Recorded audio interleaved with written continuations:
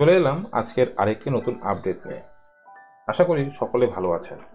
আজকে voter service portal থেকে voter card কিভাবে এক স্থান থেকে আরেক স্থানে স্থানান্তর করবেন সে বিষয়ের একটি ভিডিও স্টেপ বাই স্টেপ করে দেখাবো। ভোটার কার্ডটি স্থানান্তর করার আগে যদি আপনাদের কাছে ইউজার আইডি এবং পাসওয়ার্ড না থাকে, তবে আপনারা উপরে দেখতে পাচ্ছেন একটি লগ ইন অপশন আছে আর একটি সাইন আপ অপশন আছে। আপনারা সাইন আপ অপশনে ক্লিক করে এখানে একটি ইউজার আইডি এবং পাসওয়ার্ড তৈরি করে নেবেন। আর যদি ইউজার আইডি এবং পাসওয়ার্ড আপনাদের কাছে থাকে, তবে আপনারা লগ ইন অপশনে ক্লিক করে ইউজার আইডি এবং পাসওয়ার্ড ওটিপি ফিল করে মেন পেজে চলে আসবেন। মেন পেজে যখন চলে আসবেন, উপরে আপনার নাম দেখতে পারবেন, যেমনটি এখানে শো করছে এরকম নাম শো করবে। আবেদন করার জন্য পেজটিকে একটু উপর দিকে উঠালে দেখতে পারবেন এখানে ফর্ম 8 বলে একটি অপশন আছে। এই ফর্ম 8-এ ক্লিক করবেন। ফর্ম 8-এ ক্লিক করার পর আপনাদের সামনে অ্যাপ্লিকেশন ফর যদি নিজের জন্য হয়ে থাকে তো সেলফ অপশনটিতে ক্লিক করবেন, আর যদি অন্য কারোর জন্য হয়ে থাকে তাহলে আদার্স সিলেক্টর এই অপশনে ক্লিক করবেন। এখানে ক্লিক করার পর আপনারা এখানে দেখতে পারবেন এপিক কার্ড নাম্বার, এখানে বক্স শো করবে। এখানে যে কার্ডটি স্থানান্তর হবে সেই কার্ড নাম্বারটি এখানে লিখবেন। লেখার পর এখান থেকে করবেন সাবমিট। ওকে বাটনে ক্লিক করার পর অ্যাপ্লিকেন্টের পার্ট নাম্বার এবং সিরিয়াল নাম্বার এই ঘরে দেখাবে। এবার আমরা অ্যাপ্লিকেশন ফর্মটা কিসের জন্য আবেদনটি করব সেটা এখান থেকে নিয়ে নিতে হবে। তো প্রথমে আছে শিফটিং অফ রেসিডেন্স। তো প্রথম যে অপশনটি আছে এখানে ক্লিক করে নিচে দুটি অপশন আছে, একটি হলো উইথইন অ্যাসেম্বলি আর একটি হচ্ছে আউটসাইড অ্যাসেম্বলি। যার কার্ডটি ট্রান্সফার হবে, যদি ওনার কার্ডটি একই পাড়াতে বা পাশের পাড়াতে স্থানান্তর হয়ে থাকে তাহলে এটি উইথইন অ্যাসেম্বলিতে হবে। আর যদি এক ডিস্ট্রিক্ট থেকে অন্য ডিস্ট্রিক্ট স্থানান্তর হয় বা অন্য জেলায় স্থানান্তর হয়, সেক্ষেত্রে আউটসাইড অ্যাসেম্বলি এই অপশনটিতে ক্লিক করতে হবে।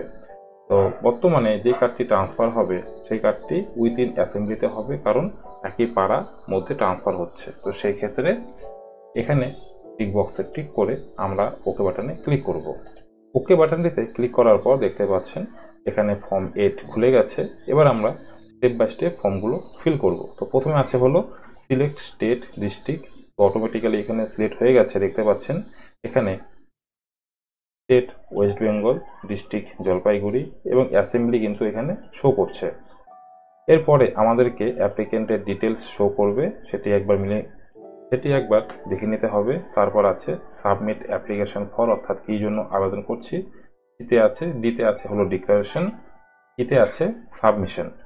এরপরে আমরা প্রিভিউ অ্যান্ড সাবমিট বাটনে ক্লিক করব। তো এবার স্টেপ বাই স্টেপ ফর্মটি ফিল করছি। পেজটিকে একটু উপর দিকে উঠালে ডান দিকে নেক্সট বলে একটি অপশন শো করবে। তো এই নেক্সট বাটনে ক্লিক করতে হবে। নেক্সট বাটনে ক্লিক করার পর এখন আমরা বি দেখতে পাচ্ছেন, বি অর্থাৎ ডিটেলস, অ্যাপ্লিকেন্টের ডিটেলস অপশনে চলে এসেছি। এখানে অ্যাপ্লিকেন্টের নাম এবং এপিক নাম্বার শো করবে। আধারের টিক বক্সে টিক করে এখানে আধার নাম্বারটি লিখে দিতে হবে। নিচে মোবাইল নাম্বার, সেলফে ক্লিক করে অ্যাপ্লিকেন্টের মোবাইল নাম্বারটি এখানে লিখে দিতে হবে। লেখা হয়ে গেলে নিচে নেক্সট অপশনে ক্লিক করতে হবে। নেক্সট অপশনে ক্লিক করার পর এবার আমরা সি নম্বর অপশনে চলে এসেছি, অর্থাৎ কি বলছে সাবমিট অ্যাপ্লিকেশন ফর, কি জন্য আবেদন করব। তো প্রথমে আমরা সিলেক্ট করে নিয়েছিলাম শিফটিং অফ রেসিডেন্স, তো এখানে আর কিছুই করতে হবে না। এরপরে আছে হলো application for shifting of residence, অর্থাৎ অ্যাপ্লিকেন্ট যে স্থানে স্থানান্তর হচ্ছে সেই স্থানের অ্যাড্রেসটা এখানে ফিল করতে হবে। তো প্রথমে আছে হলো হাউস, বিল্ডিং, অ্যাপার্টমেন্ট নাম্বার এখানে লিখে দেবেন। তারপর এখান থেকে আপনার মহল্লা, রোড বা স্ট্রিট এরিয়ার নামটি লিখে দেবেন। এখান থেকে টাউন, ভিলেজের নাম লিখে দেবেন। পোস্ট অফিসের নামটি এখানে লিখে দেবেন।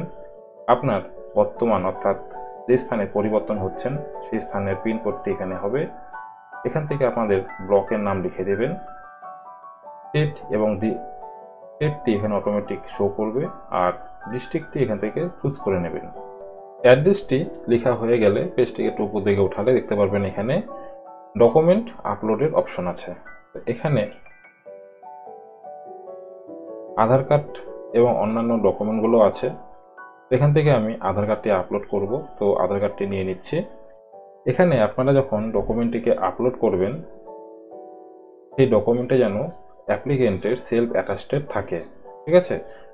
তারপর এখান থেকে আপনারা সেই ডকুমেন্টটিকে আপলোড করে দেবেন। আপলোড হয়ে গেলে এখান থেকে নেক্সট বাটনে ক্লিক করবেন।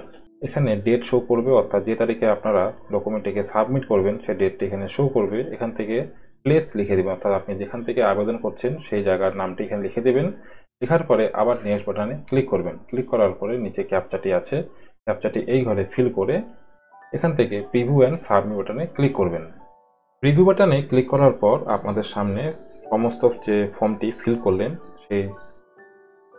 সেই ফর্মের ডিটেলসটি আপনাদের সামনে শো করবে। আপনারা একবার সেই তথ্যটি মিলিয়ে নেবেন। সব ঠিকঠাক থাকলে আপনারা পেজটিকে একটু উপর দিকে উঠাবেন। নিচে দেখতে পারবেন সাবমিট বলে একটি অপশন আছে, তো এই বাটনে ক্লিক করবেন। আর যদি কোনো কিছু ভুল হয়ে থাকে তাহলে এডিট করার জন্য কিপ এডিটিং অপশনে ক্লিক করবেন। তো আমি এখান থেকে সাবমিট বাটনে ক্লিক করছি।